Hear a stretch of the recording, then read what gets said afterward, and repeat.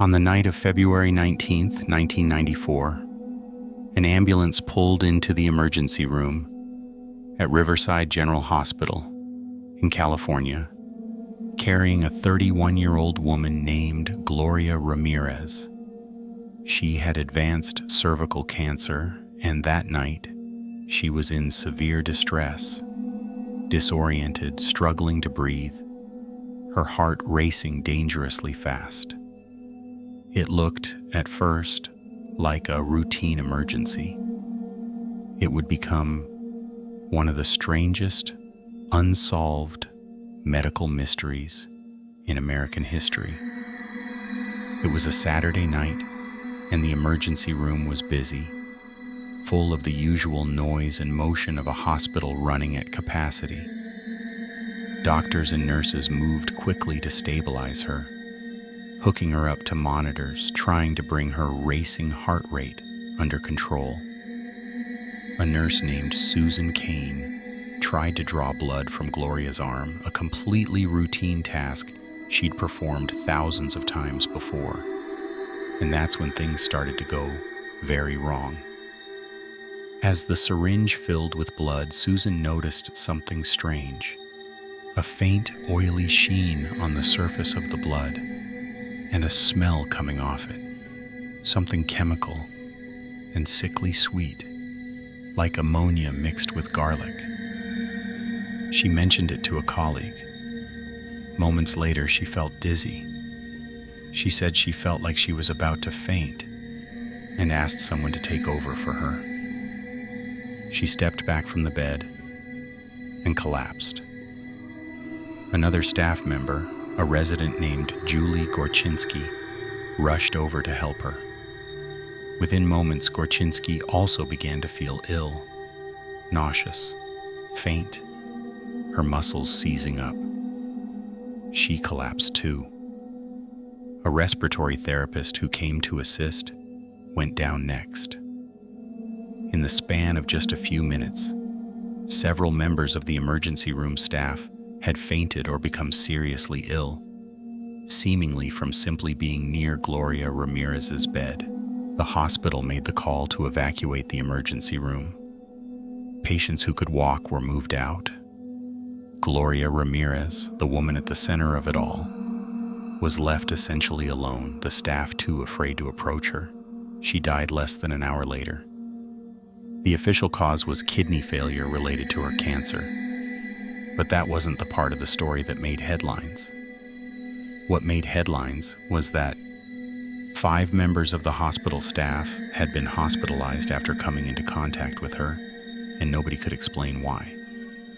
The most severely affected was Julie Gorczynski, the resident who'd gone down trying to help Susan Kane. She didn't just faint and recover, she was hospitalized for 2 weeks. She developed what doctors described as a serious case of hepatitis, like liver, and pancreatic inflammation, along with avascular necrosis in her knees, a condition where bone tissue dies from lack of blood supply, normally seen in cases of serious trauma or chemical exposure. She was in her 20s and otherwise healthy. She later said the experience permanently affected her body, and she pursued legal action against the hospital, believing they hadn't done enough to protect their own staff once the danger became apparent.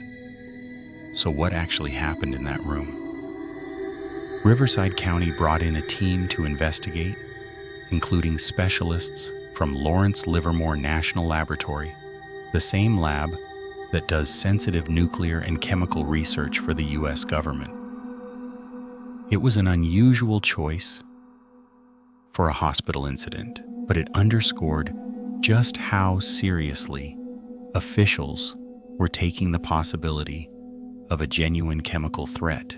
Investigators tested blood samples, hospital surfaces, equipment, even Gloria's clothing, looking for any trace of a toxic agent that could explain what so many witnesses had described. They interviewed every staff member who had been in the room, trying to piece together a timeline down to the minute. Early theories ranged from the layperson's nightmare to the genuinely bizarre. Some wondered if Gloria had been exposed to some kind of industrial chemical before arriving at the hospital, perhaps through illicit drug use or contaminated medication. Others speculated about exotic gases, sabotage, or even contamination in the hospital's own ventilation system. For a while, tabloids ran with theories that bordered on science fiction, that her body had somehow generated a toxic gas internally, or that this was some kind of unexplained chemical reaction taking place inside a dying human body, as though her organs themselves had turned hostile in her final hour. The investigators eventually landed on a theory, though even now, decades later, it remains disputed and unsatisfying to a lot of people who were actually in that room. The theory went like this. Gloria had been self-medicating her cancer pain with dimethyl sulfoxide, a chemical compound sometimes used informally as a home remedy applied to the skin. The theory proposed that in the emergency room, as she was given oxygen and other treatments, that compound could have undergone a series of chemical reactions in her body, first converting into dimethyl sulfone, and then, when blood was drawn into a syringe, further reacting under certain conditions to form a gas, dimethyl sulfate, a toxic compound that can cause exactly the kind of nausea, dizziness, and muscle spasms the staff experienced. It was a clever theory, mechanically plausible on paper, but it had problems. Critics, including some of the medical staff who'd actually been affected, pointed out that the chemical conditions required for that exact reaction to occur spontaneously inside a human body, in a hospital room, under those specific circumstances were extremely unlikely, bordering on something that had never actually been demonstrated to happen. No trace of dimethyl sulfate was definitively confirmed in testing of the room, or the symptoms didn't match perfectly.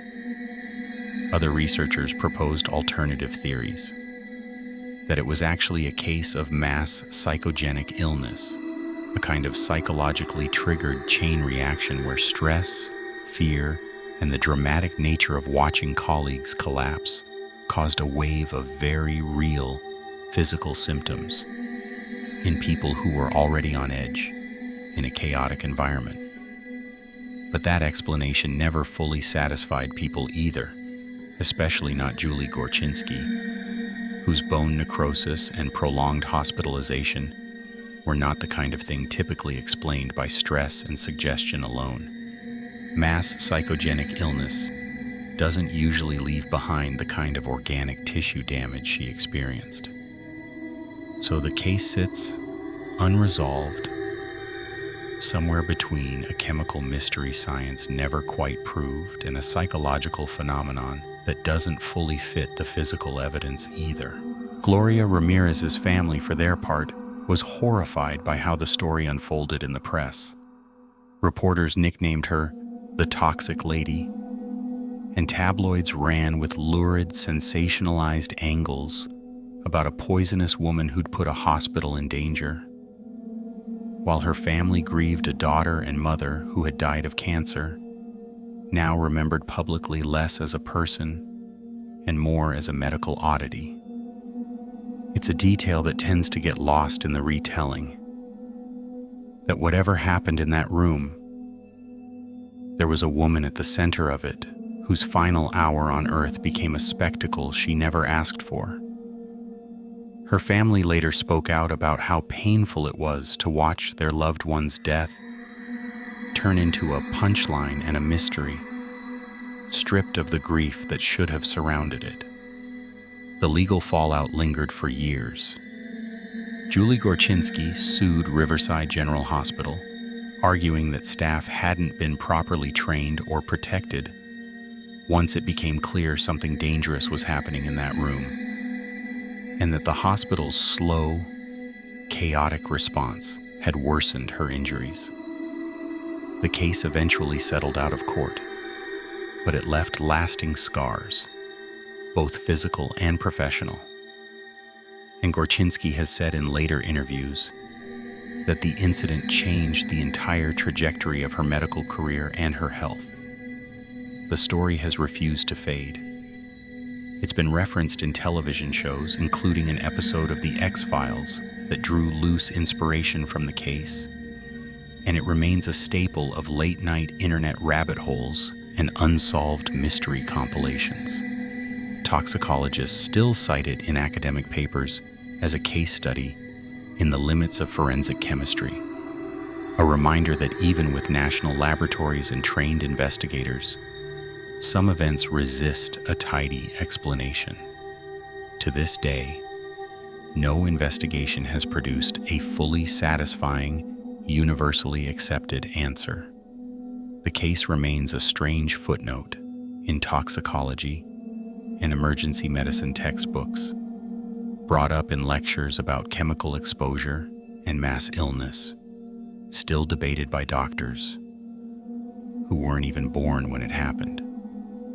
It's the kind of story that resists a clean ending, which might be exactly what makes it so unsettling.